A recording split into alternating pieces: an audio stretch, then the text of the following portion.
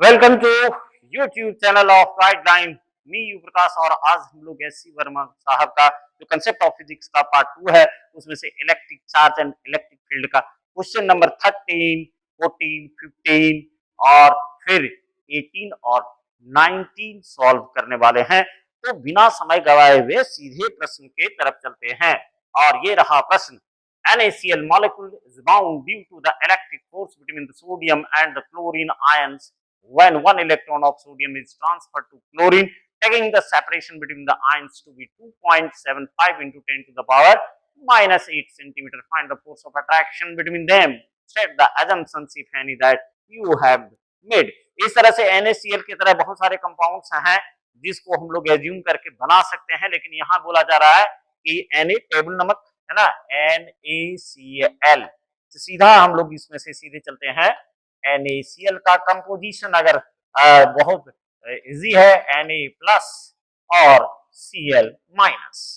अब इसमें से सीधा बात कहा जा रहा है कि भाई ये जो Na प्लस है और Cl माइनस जो है वो दोनों के बीच का सेपरेशन दिया हुआ है। दोनों के बीच का सेपरेशन यानी दोनों कितना दूरी पर है एक दूसरे से, तो यहाँ दिया गया है R का वैल्यू। R का वैल्यू दिया हुआ है 2.75 into 10 to the power minus 8 centimetre में है। ध्यान रहे ये सेंटीमीटर में है, तो इसको अगर हम लोग मीटर में बदले तो क्या हो जाएगा, 100 से मल्टीप्लाई हो जाएगा, यानी 100 से डिवाइड हो जाएगा, सॉरी मल्टीप्लाई नहीं, यानी इसमें 10 टू द पावर 2 से इसको हम लोग क्या कर सकते हैं, डिवाइड कर सकते हैं। तो यहाँ R का वैल्यू आ जाएगा 2.75 into 10 to the power minus 10 metre. ये रहा। अब बोला जा रहा है कि एक है पॉजिटिव एक है नेगेटिव, तो जाहिर सी बात है सोडियम एक इलेक्ट्रॉन यहाँ वर्णन किया हुआ है, एकदम डिस्क्राइब किया हुआ है कि sodium and chlorine ions 1 electron sodium transfer करता है किसको, इलेक्ट्रॉन को, यानी कंप्लीट बैलेंस इलेक्ट्रॉन ट्रांसफर हो जाता है। और ये क्लोरीन पर आने, क्लोरीन नेगेटिव चार्ज पार्टिकल हो गया और ये पॉजिटिव, मास को कंसीडर नहीं करना है। तो यहाँ चार्जेस जो आएंगे वो R का वैल्यू तो ऑलरेडी हम लोग देख चुके हैं, तो चार्जेस का वैल्यू यहाँ सॉल्यूशन हो गया, इसका सॉल्यूशन, और ये रहा चार्ज का वैल्यू। तो यहाँ सॉल्यूशन में चलते हैं, चार्ज Q बेस 1 का मान plus 1.6 into 10 to the power minus 19 coulomb और Q base 2 is equal to minus 1.6 into 10 to the power minus 19 coulomb. ये सारा वैल्यूज है। अब यहाँ बोला जा रहा है कि ये सेपरेशन जो है, इस सेपरेशन पर दोनों के बीच में अट्रैक्टिव फोर्स काम करेगा। And what will be the magnitude of this attractive force? Very easy, put the data, get the result. कैसे? अब इसको देख लेना है। इस तरह का बोले नहीं, बहुत सारा आगे भी मिलेगा इस तरह का क्वेश्चन जो है, कहीं कहीं आया हुआ है तो PYQ में उसको शामिल किया जाएगा। थोड़ा पुराना क्वेश्चन है बट दिया हुआ है। तो अब आगे का जर्नी शुरू करते हैं। Now F is equal to, सीधा फॉर्मूले पे जाना है। तो F इज इक्वल टू क्या हो जाएगा, K Q base 1 Q base 2 यानी Q1 Q2 जैसे पढ़ना भाई, R स्क्वायर। ये रहा। अब पूरा वैल्यू बैठाइए, तो F is equal to 9 into 10 to the power 9 modulus of 1.6 into 10 to the power minus 19 coulomb into minus 1.6 into 10 to the power minus 19 and divided by कितना था 2.75 into 10 to the power minus 10 का whole square. जाहिर सी बात है SI unit में ये जाएगा और न्यूटन में निकलने वाला है। फिलहाल इसमें से हम लोगों को काम कर देना है 9 इंटू 10 टू द पावर 9, और ये देखिए प्लस रहे माइनस रहे क्या फर्क पड़ता है, मॉडुलस है तो बाहर निकलेगा, प्लस होके निकलेगा। तो 16 और 16 को मल्टीप्लाई करेंगे तो 2.56 आ जाएगा, और ये 10 टू द पावर माइनस 38 आ गया, डिवाइडेड बाय इसका स्क्वायर किया हुआ है 2.75 into 2.75 into 10 to the power square, तो ये हो जाएगा 20। अब इसका कान पकड़ के ऊपर ले जाते हैं, लेकिन इसके पहले यहाँ अगर गौर से देखा जाए तो क्या होगा, ये डेसिमल हम लोग यहाँ एक का रिप्लेस कर सकते हैं, क्योंकि 2 इधर भी है ना, डेसिमल के बाद 2 डिजिट, यहाँ भी 2 डिजिट, तो ये 7 हो जाएगा। और अब यहाँ बच जाता है, क्या बच गया जी, तो F is equal to 9 into, अब इसको एक तरफ ले आते हैं, 256, 20 को ऊपर ले जाइए तो ये हो जाएगा 10 to the power 29 into 10 to the power minus 38 divided by 275, 2.75, ये रहा नीचे वाला पोर्शन, ये पूरा का पूरा न्यूटन में आने वाला है। अब इसके अगले पड़ाव की तरफ चलते हैं और अगला पड़ाव क्या है, ये रहा F, और F इज इक्वल टू ये वाला होगा, इसको अब फाइनल कर देंगे, पहले 10 वाला पावर सॉल्व कर देते हैं, 10 टू द पावर ये हो जाएगा 38, और 38 में से अगर 9 गया तो इस जगह पर बचेगा कितना, -9, है ना, -9 हो जाएगा, -9 ये प्लस है, डिवाइडेड बाय यहाँ आ जाएगा 275 इंटू 2.75। अब इसको हम लोग मल्टीप्लाई कर देते हैं F, और इसको गुना करेंगे 2304 एंड डिवाइडेड बाय, इसको गुना कीजिएगा तो कितना हो जाएगा 3 आने लगभग इसमें से आ जाएगा कितना 756.25, 756.25, और ये रहा 10 टू द पावर -9 न्यूटन, ये रहा। अब क्या करना है, ये हम लोग को डिस्टर्ब करेगा तो इसको रिप्लेस कर देते हैं और यहां आ जाएगा इस जगह पर, इसको हम लोग थोड़ा सा आगे ले लेते हैं, ये रहा F इज इक्वल टू 2304, 2304,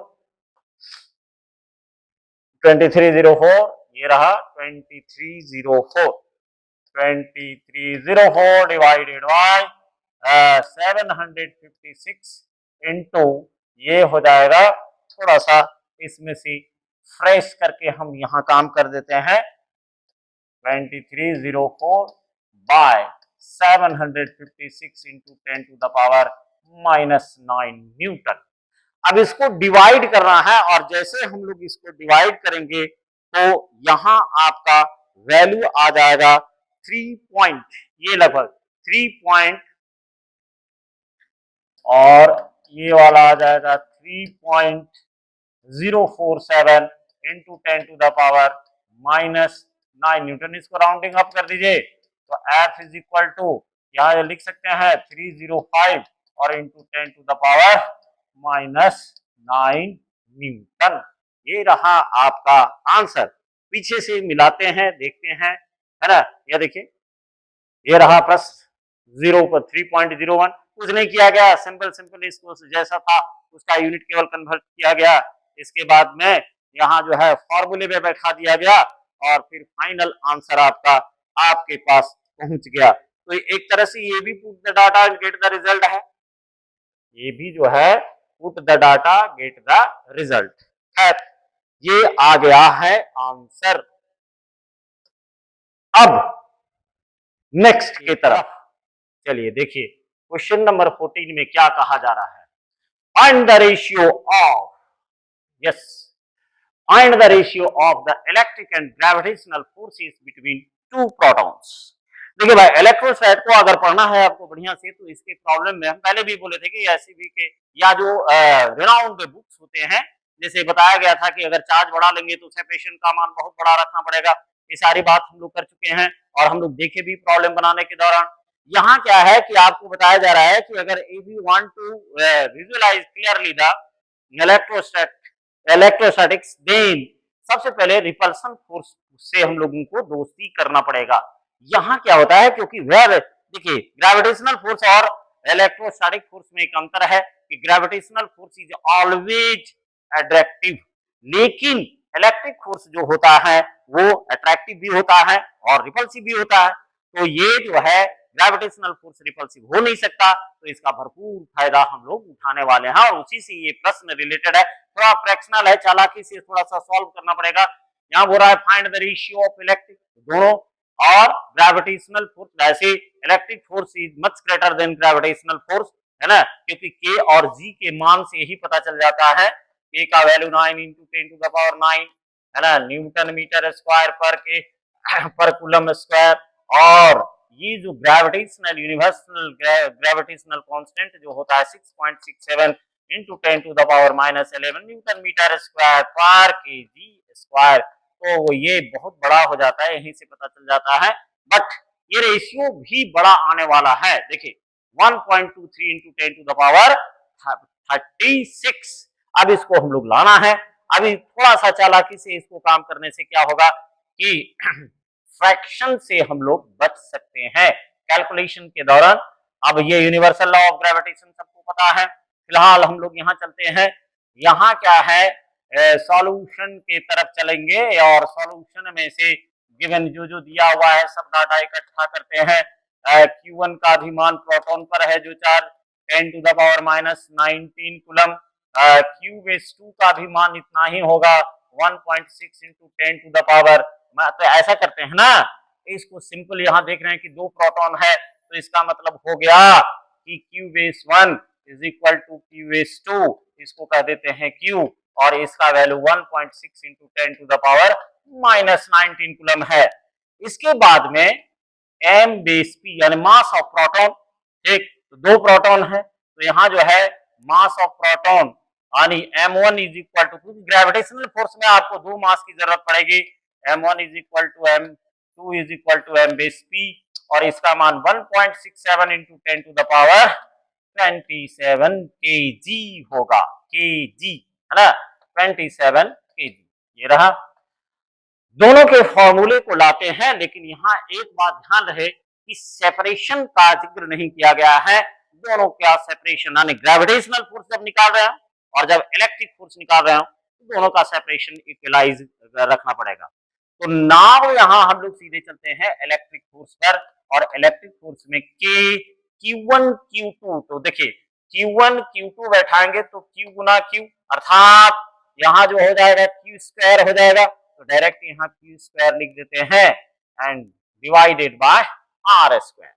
अब इसी तरह से ग्रेविटेशनल फोर्स जो 11 क्लास में था, दो मास बड़ी है और दोनों के बीच में सेपरेशन आने, दो मास बड़ी, एक हो गया, एक हो गया, सर आइजैक न्यूटन का ऑब्जर्वेशन रहा है m1 m2, तो यहाँ आप पढ़े होंगे F is equal to Gm1 m2 upon R square. लेकिन यहाँ दोनों प्रोटॉन हैं, इसीलिए हम लोग क्या करेंगे, यहाँ m बेस p गुना m बेस p, अर्थात कितना हो जाएगा mp का स्क्वायर, जैसे पढ़े m बेस p पढ़े या सीधा mp पढ़ दे, है ना, Madhya Pradesh. Again F base G is equal to capital G m1 m2, तो यहाँ m बेस p और फिर m बेस p डालेंगे तो m base p square upon R square हो गया।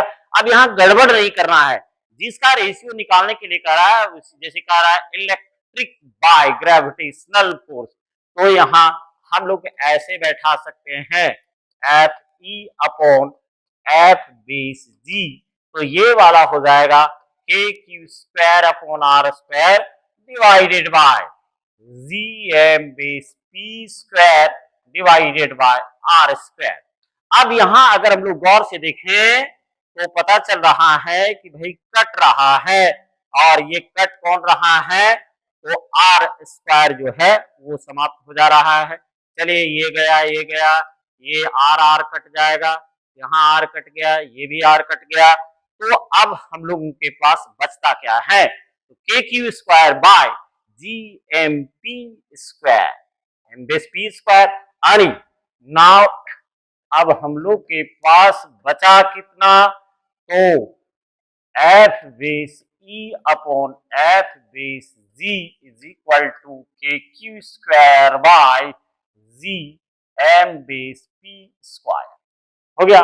अब वैल्यू बैठाते जाना है, चलिए बैठाते हैं, और F base E upon F base G, ये हो जाएगा 9 इंटू 10 टू द पावर 9, ये वाला हो जाएगा 1.6 इंटू 10 टू द पावर -19, और 1.6 into 10 to the power minus 19 divided by, क्योंकि ये न्यूटन बाय न्यूटन आएगा तो जाहिर सी बात है यहाँ जो है इसका वैल्यू 0 हो जाए, यानी कट करके 1 हो जाएगा, 0 नहीं 1 हो जाएगा। चलिए बैठाते हैं नीचे, ये है 6.67 into 10 to the power minus 11 और प्रोटॉन का मास है 1.67 into 10 to the power minus 27, 1.67 into 10 to the power minus 27, ये रहा। तो ये लगभग जो है ना, ज्यादा के इसको लेंदी नहीं करना है, लगभग वही आंसर आता है। तो ऐसा करते हैं कि इसको कट कर देते हैं। अब कट करने का तरीका क्या है जरा सा देखिए, ये वाला लगभग मान करके इसको हटा दीजिए, ये वाला जो है इसको हटा देते हैं, हो गया, ये दोनों हट गया। अब इस जगह पर क्या होगा कि नीचे वाला 10 का पावर और ऊपर वाला 10 का पावर पहले आप सॉल्व करेंगे और F base E upon F base G is equal to 9 into 10 to the power 9 अभी छोड़ देते हैं और ये 10 टू द पावर माइनस 38 हो जाएगा, डिवाइडेड बाय नीचे आ जाएगा 6.67 इंटू 10 टू द पावर, अब देखिए ये हो जाएगा 10 टू द पावर माइनस 65 हो जाएगा, देखिए ये 54 और फिर माइनस 11, तो ये 65 हो जाएगा। इसको जैसे हम लोग रेज करेंगे ऊपर ले जाएंगे तो F base E upon F base G is equal to, यहां आ जाएगा, इसको नंबर को अलग कर दीजिए, 9 by 6.67 into 10 to the power, ये देखिए 65 माइनस 65 एंड 9, ये हो जाएगा 74 और into 10 to the power minus 38, ये रहा।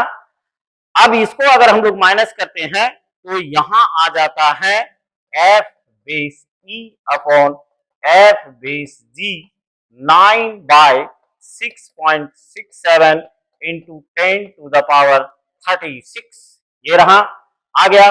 अब इसको जैसे हम लोग डिवाइड करेंगे तो 6.67 से जैसे हम लोग डिवाइड करते हैं तो ऐसे भी पता चल रहा है कि 1 पॉइंट समथिंग आएगा, ठीक। तो इसको जैसे डिवाइड करते हैं तो F E by F G, sorry F E by F G, therefore F E by F G is equal to कितना आ जाएगा, लगभग 1.23 इंटू 1.23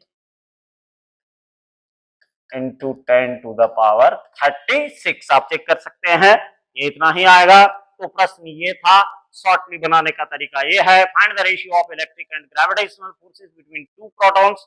जैसे जैसे दिया हुआ था वैसे वैसे हम लोग करते गए, थोड़ा सा यहाँ लेंदी प्रोसेस से बचने के लिए आप क्या कीजिए, इसको सीधा काट दीजिए, ठीक, तो ये शॉर्ट हो जाएगा और आपका कैलकुलेशन इजी हो जाएगा।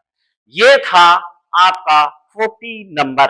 अब आता है क्वेश्चन नंबर 15। चलिए भाई 15 में देखते हैं क्या है। Suppose an attractive nuclear force acts between two protons which may be written as F is equal to C e to the power k r whole divided by r square। यानी यहां देख करके गड़बड़ाना नहीं है, ये F is equal to ऐसे है C e to the power k r divided by r square, nuclear force है। Write down the dimensional formula and appropriate SI unit of C and K, C और K का SI unit और appropriate dimensional formula और SI unit लिखना है। B number में कह रहा है कि अगर K का वैल्यू 1 फर्मी हो and that the repulsive electric force, पहले बात ये समझ जाइए कि कहीं भी अगर एक न्यूक्लियस की बात करते हैं तो न्यूक्लियस में दो प्रोटॉन के बीच में कभी भी इलेक्ट्रिक फोर्स नहीं काम करेगा, क्योंकि इसमें सेपरेशन ऑर्डर जो होता है वो into the order of 10 to the power minus 14 यानी वही 15 फर्मी के ऑर्डर में होता है, जबकि मिनिमम सेपरेशन दो चार्ज पार्टिकल के बीच में होना चाहिए और वो मान होना चाहिए into the order of 10 to the power minus 10 metre. तो एक एजम्पशन मात्र है और इस एजम्पशन के आधार पर हम लोगों को यहाँ प्रॉब्लम सॉल्व करना है। यानी दूसरे नंबर में बोला जा रहा है कि भाई ये वाला जो है अगर इलेक्ट्रिक फोर्स के बराबर हो जाए, है ना, रिपल्सिव फोर्स अगर मान लिया जाए कि दो प्रोटॉन रिपेल कर रहा है और दो प्रोटॉन यहाँ न्यूक्लियर फोर्स की वजह से अट्रैक्ट कर रहा है, तो इसका मतलब हुआ कि इलेक्ट्रिक फोर्स यहाँ बताया जा रहा है कि न्यूक्लियर फोर्स के बराबर है ना। तो इस लिहाज से what will be the value of C, तो सी का वैल्यू क्या होगा ये निकालना है हम लोग को। प्रश्न समझ में आ गया हो तो इसको हम लोग आंसर के तरफ लेकर चलते हैं। चले, इसका आंसर दो पार्ट में आएगा, पहले हम लोग ए में चलते हैं और नंबर ए का सॉल्यूशन लेते हैं। गिवन दिया हुआ है f इज इक्वल टू, इसमें गड़बड़ाना नहीं है, सी ई टू द पावर के आर अपॉन आर स्क्वायर। अब एक बात समझिए, आप 11 में जब पढ़ रहे थे डायमेंशनल फॉर्मूला तो बताया गया था कि लॉगरिथमिक फंक्शंस जो होते हैं या लॉगरिथमिक एक्सपोनेंशियल, ट्रिग्नोमेट्रिकल एक्सपोनेंशियल, ये सब डायमेंशन लेस होता है। तो इसका मतलब ये हुआ कि ये जो पार्ट है हम लोगों का ये डायमेंशन लेस है, और डायमेंशन लेस का मतलब 1 हुआ, और 1 का मतलब क्या लिखते हैं, m to the power 0 l to the power 0 t to the power 0। इसी को 1 इंटू 1 इंटू 1 कर देंगे तो 1 हो जाएगा भाई, कोई अंतर नहीं पड़ेगा। चलिए ये डायमेंशन लेस है तो इसको हम लोग हटा देते हैं, यानी ये हो गया डायमेंशन लेस, 1 हो गया, इसका मतलब हो गया ये डायमेंशन लेस है, इसका कुछ नहीं हो सकता, बाय बाय कर दीजिए इसको। ठीक, नाउ अब बच जाता है ये ए नंबर सॉल्यूशन है, f is equal to C by are square, और c का मतलब हुआ एफ आर स्क्वायर। तो इसका अगर डायमेंशनल फॉर्मूला हम लोग निकालें तो c का डायमेंशनल फॉर्मूला, इसका मतलब f का डायमेंशनल फॉर्मूला और इंटू आर स्क्वायर का डायमेंशनल फॉर्मूला, इसका हो जाएगा एम एल टी माइनस 2, सबको पता है, और ये रहा एल स्क्वायर हो गया। अब जैसे ये आया तो इसका मतलब ये हो जाएगा कि c का डायमेंशनल फॉर्मूला आ गया कितना, M L to the power 3 and T to the power M L to the power 3 and T to the power -2, ये रहा। इसका अगर हम लोग एसआई यूनिट लेना चाहें तो एसआई यूनिट यहां से निकल जाएगा, ये देखिए न्यूटन हो गया और इसका हो जाएगा मीटर स्क्वायर। यानी एसआई यूनिट अगर हम लोग इसका बनाए, SI unit of C, SI unit of C, SI unit of सी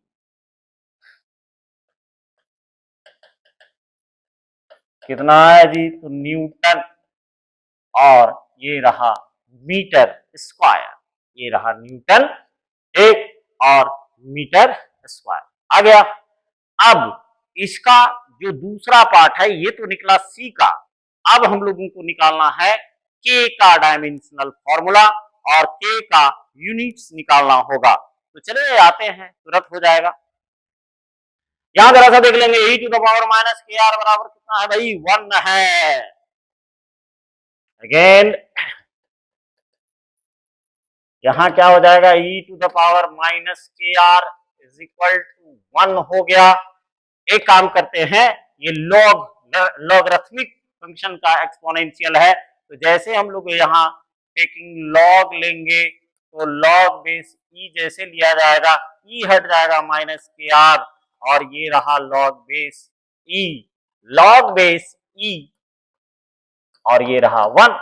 अब जाहिर सी बात है लॉगरिथमिक टेबल में अगर देखेंगे तो ये लॉग बेस 10 में चेंज करना पड़ेगा और इसका मान जो होगा नंबर में होगा, तो इसका मतलब ये हुआ कि ये जो है डायमेंशन लेस होने वाला है, यानी ये हो जाएगा डायमेंशन लेस। तो यही हम लोग कहते थे भैया आप क्या हैं, डायमेंशन लेस हैं, और डायमेंशन लेस जब होता है प्यारे तो ये वाला 1 हो जाएगा। ठीक, देयरफॉर अब ये माइनस हटाइए, कोई मतलब नहीं रह गया, के आर का मान हो गया 1, तो अब के का हो जाएगा 1 बाय आर। अब होता क्या है कि आर जो है वो सेपरेशन है, नाउ यहां क्या हो जाएगा, k का dimensional formula is equal to 1/r का डायमेंशनल फॉर्मूला, तो k का dimensional formula 1/l to the power 1/l to the power 1, तो इसका मतलब क्या आया, l टू द पावर -1। ऐसा यूनिट अगर हम लोग को लिखना है तो हम लोग यहाँ लिख सकते हैं ऐसा यूनिट ऑफ k, और k का यहाँ ऐसा यूनिट क्या आ जाएगा, मीटर टू द पावर -1। इसका मतलब पर मीटर की बात कही जा रही है ना, तो ये क्या हो जाएगा, पर मीटर लिख सकते हैं या मीटर टू द पावर 1। ये रहा हम लोगों का ए पार्ट का आंसर। लेकिन इसमें से दो पार्ट है, अभी हम लोग ये दोनों को बैलेंस नहीं किया गया है, तो जरा सा पीछे से मुड़ के देखते हैं।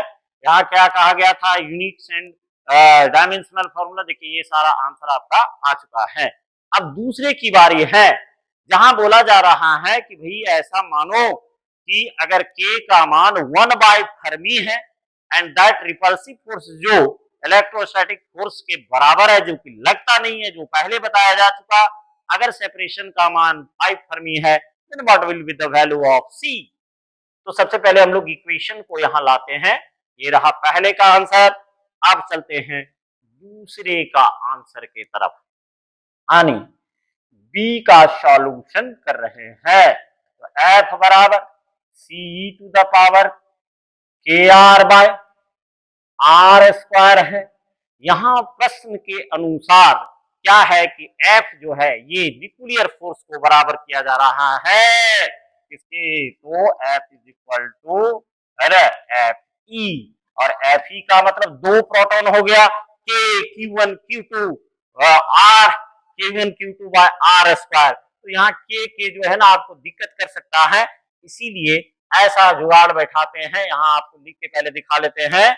ये रहा q² बाय r², तो इसका वैल्यू रख देते हैं, और जैसे वैल्यू यहाँ रखेंगे क्या आ जाएगा, तो ये हो जाएगा 9, बाद में बैठा लेंगे उसका वैल्यू, इनटू ये रहा 9 10 टू द पावर 9, और ये रहा q² अपॉन r²। अब दोनों को बराबर यहाँ जो है इक्वलाइज कीजिए।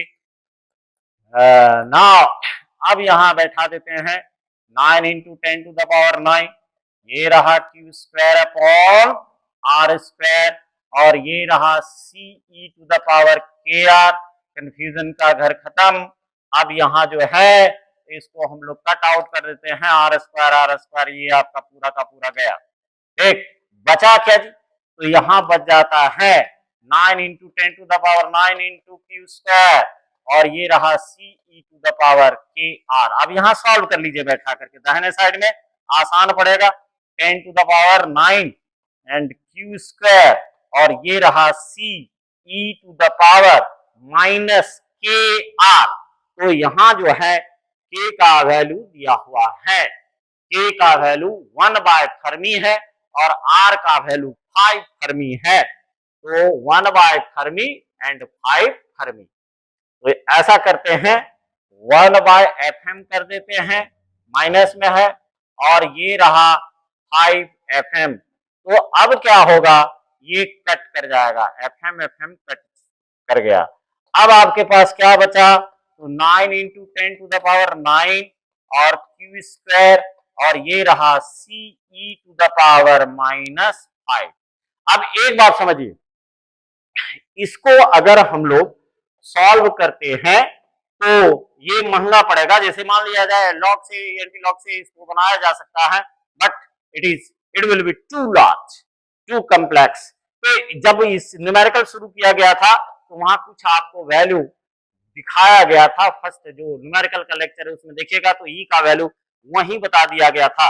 एक काम कीजिए, अब इसको हम लोग सॉल्व कर देते हैं, और अब ये रहा 9 इंटू 10 टू द पावर 9, ये रहा, और इधर हो जाएगा 1.6 इंटू 10 टू द पावर -19 का होल स्क्वायर है, क्यू पर स्क्वायर है, और इधर जो है c, और नीचे ले आएंगे तो e टू द पावर 5 हो जाएगा, ये रहा। अब इसको हम लोग ऐसे कर सकते हैं और C is equal to 9 into 10⁹ 2.56 और ये रहा 10⁻38 और e⁻5 और C इज इक्वल टू, अब करना क्या है कि 9 वाला जो टर्म है और पूरा का पूरा जो टर्म है वो आपको पहले इसको यहां माइनस कर देते हैं तो छोटा हो जाएगा। 9 इंटू 10 यहां हटा देते हैं और इस जगह पर डायरेक्ट ले आते हैं 2.56 इंटू 10⁻29। अब याद कीजिए कि e⁻5 का वैल्यू बताया गया था 148.443 यानी इसका मान 148.443 बताया गया था।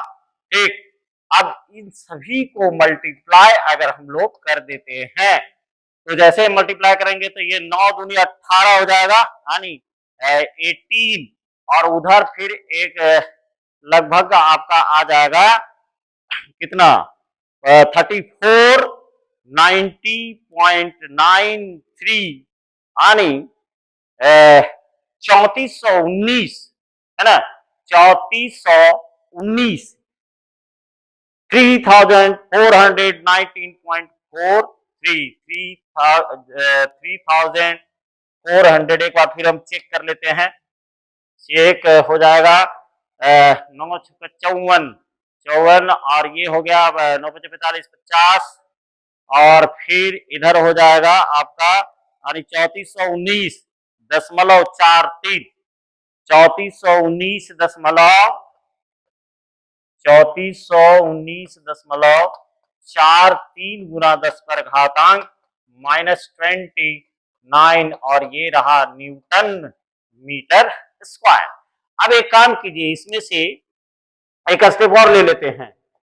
ठीक, तो ये हो गया, एक गलत लिख दिए हैं, जरा सा इसको हम चेक कर लेते हैं। 34 होगा यानी 34 ये हो जाएगा 3419.43। अब इसको हम लोग यहां ले आते हैं दूसरे पेज पर और C बराबर 3419.433 चेक कर लेते भाई, है ना। नंबर के साथ खिलवाड़ करना ठीक नहीं है, वैसे 3 है सही लिखे हुए थे और इंटू 10⁻29 और इसका हम लोग निकाल चुके हैं न्यूटन मीटर स्क्वायर। अब इसमें से 30 नीचे ले आइए यानी 1000 नीचे ले आते हैं तो यहां जैसे लाएंगे 3 1 9 पॉइंट ये रहा आपका 43 और यहाँ 1000 जैसे लाएंगे तो यहाँ -26 न्यूटन मीटर स्क्वायर बचेगा। बात समझ में आ गई होगी क्यों लाए। Therefore, या that is C is equal to, यहां आंसर आ रहा है 3.4, ये छोड़ देते हैं, इंटू 10⁻26 न्यूटन मीटर स्क्वायर। तो सारा खेल यही पर है, इसको लंबा करके भी बनाया जा सकता है बट उसको कोई फायदा होने वाला है नहीं, बहुत ज्यादा लंबा हो जाएगा। ठीक, तो शॉर्टली इसको ऐसे निकाल सकते हैं, कैसे कैसे निकाला गया था एक बार देखिए, दोनों को बोला गया। हालांकि देखिए एक बात ध्यान रखना है कि किसी भी कीमत पर इस सेपरेशन पर न्यूक्लियर फोर्स काम यानी इलेक्ट्रोस्टैटिक फोर्स काम नहीं करेगा। ये बात आप समझ रहे हैं हम क्या बोल रहे हैं ऐसे, लेकिन क्वेश्चन के डिमांड के अनुसार ही इसको ऐसा किया गया है। और अब आते हैं नेक्स्ट क्वेश्चन की तरफ, ये रहा आपका आंसर, है ना। अब नेक्स्ट क्वेश्चन की तरफ आते हैं। A hydrogen atom contains 1 proton and 1 electron. It may be assumed that the electron revolves in a circle of radius 0.53 angstrom. 1 angstrom बराबर सबको पता है 10⁻⁻10 मीटर होता है। एब्रीवेटेड H ये वाला रहेगा ऐसे angstrom with the proton at the center. The hydrogen atom is said to be in ground state in this case find the magnitude of electric force between the proton and the electron of hydrogen atom in ground state. तो ground state में क्या है, जरा सा इसको समझना है। एक हाइड्रोजन एटम का कहने का मतलब क्या हुआ, ये जरा सा देखते हैं। वैसे सब कोई जान रहे हैं, इसमें से कुछ बताने का है नहीं, है ना। एक हाइड्रोजन हो गया, ठीक, इसका यहाँ न्यूक्लियस हो गया, इसमें बेचारा एक ही इलेक्ट्रॉन होता है जो रिवॉल्व करता रहता है, इसमें यहाँ प्रोटॉन हो गया, न्यूक्लियस में रहता है, ठीक। ग्राउंड स्टेट का मतलब हुआ an atom is said to be in ground state if its all electrons are present into their confined orbit। अर्थात एक एटम तभी ग्राउंड स्टेट में कहा जा सकता है जब उसके सारे इलेक्ट्रॉन्स अपने निर्धारित कक्ष में उपलब्ध हों। तो यहाँ ग्राउंड स्टेट का ये वाला रेडियस जो है आपको दिया हुआ है, ठीक। ये हम शुरू में ही आपको बताए हुए हैं सारा बात, तो उस पर अगर ध्यान दिया जाए तो सारा बात आ जाएगा। यानी इस जगह पर चलिए देखते हैं, ये रहा रेडियस का मान ऑलरेडी दिया हुआ है, ये रहा रेडियस, रेडियस का मान दिया हुआ है। तो इसका मतलब यहां हुआ कि अगर ये प्लस और माइनस है तो अट्रैक्टिव फोर्स काम करेगा जी, और अट्रैक्टिव फोर्स काम करेगा, और चूंकि पार्टिकल्स जो है वो सर्कुलर मोशन में कर रहा है तो यहाँ सेंट्रीपिटल फोर्स के जैसा इलेक्ट्रिक फोर्स काम करेगा। क्योंकि सबको पता है अगर सेंट्रीपिटल फोर्स को डिफाइन करने के लिए दिया जाए तो एप्रोप्रिएट डेफिनेशन तो ऐसे होगा कि वैसा बल जो एक लीनियर पाथ पर चलते हुए पार्टिकल को मजबूर करता है to go into the curve और सर्कुलर पाथ, यानी उस पार्टिकल को मजबूर कर देगा कि या तो वो कर्व पाथ में जाए या वही हुआ सर्कुलर पाथ में। इसका मतलब यहाँ साफ निकलता है कि हम लोगों को इस जगह पर क्या करना पड़ेगा, जो इलेक्ट्रिक फोर्स है वो सेंट्रीपिटल फोर्स के बराबर करना है। अब आता है कि इसी जगह पर आपको पूछा जा रहा है find the magnitude of electric force, तो पहले मैग्नीट्यूड को निकालना है। तो जाहिर सी बात है अगर यदि ये बराबर किया जा रहा है तो वर्मा साहब का नियम है, पहले एक स्टेप बनवा लेंगे, उसके बाद दूसरा स्टेप फिर बनाने के लिए कहेंगे, ठीक। तो यहाँ एक स्टेप पहले हम लोग निकाल लेते हैं, और पहला स्टेप यहाँ पहले इलेक्ट्रिक फोर्स का स्टेप है, और इलेक्ट्रिक फोर्स का स्टेप हम लोग पहले निकाल लेते हैं, लेकिन रेडियस को थोड़ा सा यहाँ सॉल्व करना पड़ेगा। गिवन चलिए दिया हुआ क्या है, आर का वैल्यू दिया हुआ है कितना जी, 0.53 एंगस्ट्रम।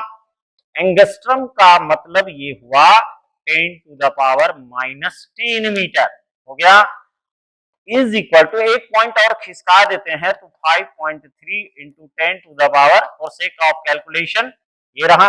अच्छा Q1 बाय यहाँ जो है Q1 और Q2 दोनों का मैग्नीट्यूड बराबर है, क्योंकि एक इलेक्ट्रॉन है एक प्रोटॉन है, तो मैग्नीट्यूड से बनाई बहुत सारा पीछे प्रॉब्लम हम लोग बना चुके हैं। 1.6 into 10 to the power -19 coulomb, ये रहा डाटा, सीधा put the data get the answer आ जाएगा। नाउ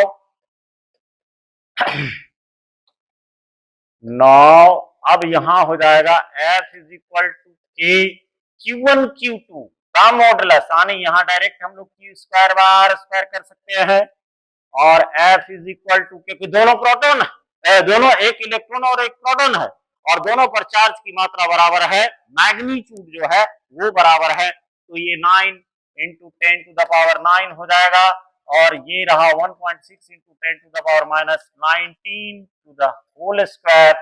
रेडियस का मान 1 यानी जो सेपरेशन है वो रेडियस का ही काम है, यहाँ सेपरेट जो दूरी दिया हुआ है 5.3 इंटू 10 टू द पावर -11 का स्क्वायर, ठीक। अब इसको सॉल्व कर देना है, तो और F is equal to 9 into इसको मल्टीप्लाई करिएगा 2.56 इंटू 10 टू द पावर। अब ये काम करते हैं ना, इसको जो है पहले 9 यहाँ ले आते हैं ना, तो गड़बड़ हो जाएगा, है ना, गड़बड़ा जाइएगा। 2.56 into 10 to the power -38 divided by 5.3 into 5.3 into 10 to the power 22 newton में आएगा आंसर, ठीक। अब इसको हम लोगों को सॉल्व कर देना है, तो जैसे सॉल्व करेंगे तो यहाँ जो है हम लोगों का आंसर क्या आने वाला है, जैसे देखिए 22 और 9 31 हो गया, तो इसको सीधा हम लोग बैठा देते हैं 9 इंटू, बाद में इसको गुना करेंगे, पहले निबट लेते हैं, ये जो घातांक वाला है ना, 2.56 10 to the power 31 into 10 to the power minus 38 and divided by 5.3 into 5.3। देखिए भाई एक बात समझिए, जब पॉइंट्स रहता है ना, उसको हटा देने में, स्क्वायर करने में आपको असहूलियत होगा, इसीलिए हम यहाँ क्या कर रहे हैं, पॉइंट्स को रिप्लेस कर दे रहे हैं। जैसे ये पॉइंट हुआ, ये पॉइंट हुआ, हट गया, ये वाला पॉइंट है, देखिए, तो है ना, आसान हो जाएगा। तो अब यहां बचा कितना, सो देखते हैं नाउ। अब यहां f इज इक्वल टू, सीधा मल्टीप्लीकेशन आ गया है, 9 इंटू 256 और यहां बच गया आपका 10 to the power minus 7 divided by, इस जगह पर आ गया 53 मल्टीप्लाइड बाय 53। फोर्स निकाल रहे हैं तो जाहिर बात है इसका SI मात्रक जो होगा वो आ जाएगा न्यूटन।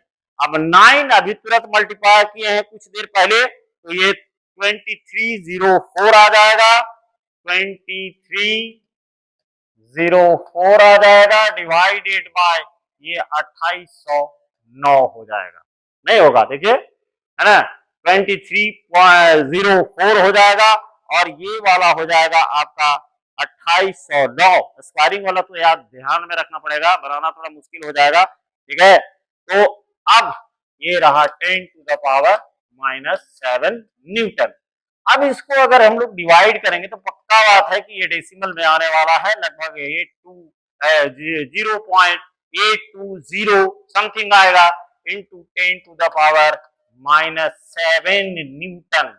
अब एक काम कीजिए, एक पॉइंट इसको हम लोग हटा देते हैं, है ना, एक पॉइंट, या नहीं तो जितना लफड़ा करने से अच्छा है 10/10 से मल्टीप्लाई कर दिए जाइए, झंझट समाप्त। ठीक, तो जैसे ही इसको गुना करेंगे क्या हो जाएगा, 8.2 into 10 to the power minus 7 by 10 पर पावर 1, ये न्यूटन आ गया। तो अब अगर इसको हम लोग सॉल्व करते हैं तो आ जाएगा कितना, F is equal to 8.2 into 10 to the power minus 8, therefore F is equal to 8.2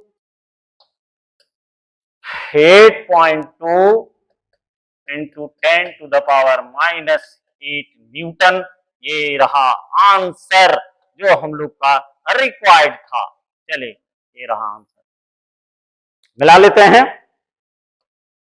पीछे से। चलिए देखिए, ये रहा सारा डाटा आपका जो एक्सप्लेन किया गया है, वो एक ग्राउंड स्टेट का डेफिनेशन भी जो अप्रोप्रिएट हो सकता है उसको दिया गया। और अब बारी है, ये रहा सॉल्यूशन का दूसरा हिस्सा, पहला हिस्सा, दूसरा हिस्सा फाइनल यहां निकल करके आ गया है। और अब रहा ये लास्ट क्वेश्चन जो है, इसको पकड़ते हैं। उसी क्वेश्चन से रिलेटेड है, जो पीछे वाला है उसी से रिलेटेड है, ये नया कुछ नहीं है। फाइंड द स्पीड, जैसे बोला गया था ना कि भाई यहाँ जो बराबर कर रहा है इसके पीछे हाइड्रोजन एटम के जरिए, हाँ, एक गहरी चाल थी हम लोगों को फंसाने का। नहीं फंसने वाले, पक्का बात है, नहीं फंसेंगे। ये रहा यहाँ प्रोटॉन और ये रहा यहाँ इलेक्ट्रॉन। अब यहाँ इलेक्ट्रिक फोर्स जो होगा वो सेंट्रीपिटल फोर्स के बराबर होगा, और सबको पता है कि सेंट्रीपिटल फोर्स का मान होता है mv²/r। खैर चले भाई, देन एंड देयर, अब लेट करने से कुछ पता नहीं, आधा भाग तो हम लोग का निकला हुआ है ना।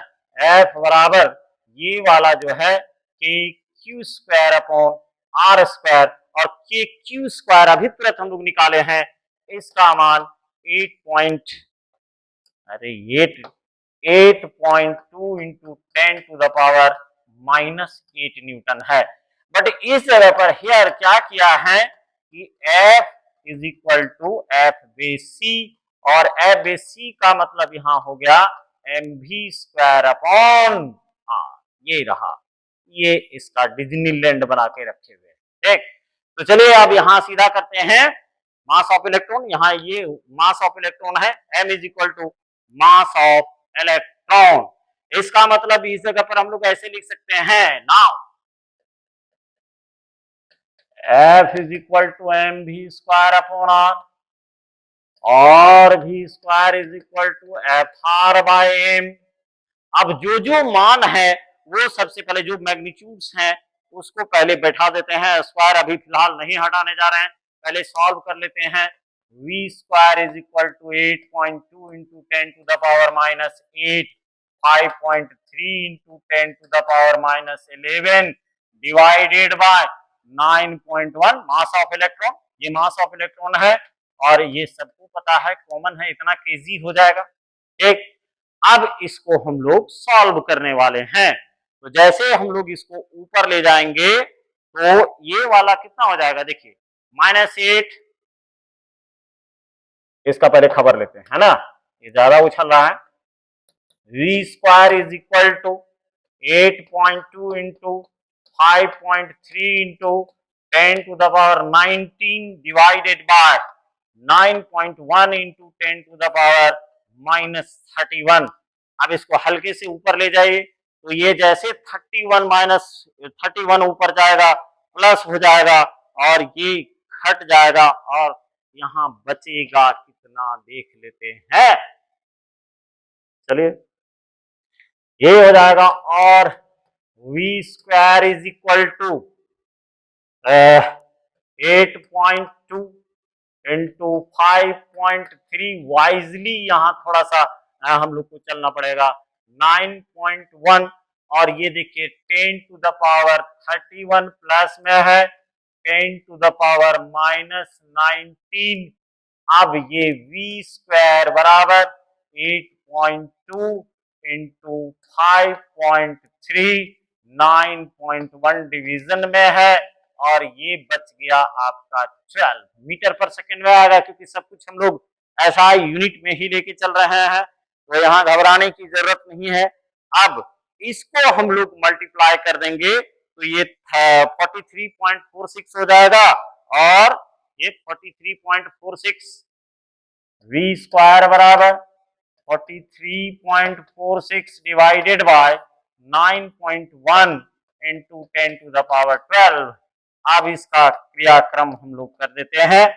ठीक, वी स्क्वायर यानी वी का वैल्यू हम लोग यहाँ निकाल लेते हैं। कैसे, now V is equal to,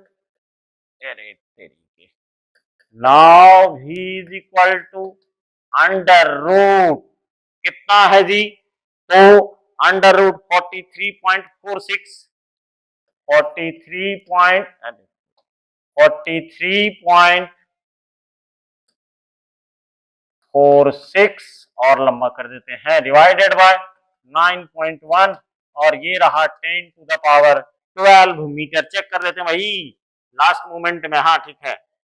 अब ये देखिए आधा बाहर निकल जाएगा, पक्का बात है, ये हाफ बाहर निकल गया तो यहाँ 10 टू द पावर 6 बचा, अंडर रूट 43.46 बाय 9.1। अब आपको चालाकी बताते हैं, 9 से इसको डिवाइड कर दीजिएगा और जैसे डिवाइड कीजिएगा तो ये आ जाएगा v 10 to the power 6 under root 4.77 और भी आएगा, लेकिन मोटा मोटी ये वैल्यू आएगा 7758 आ जाता है ना, थोड़ा सा ये है कैलकुलेटिव है ना, तो उसको आप ऐसे ले सकते हैं। और इसका स्क्वायर रूट जो आएगा वो आ जाएगा, therefore v is equal to, ये वाला निकलेगा 2.18 into 10 to the power 6 metre slash second.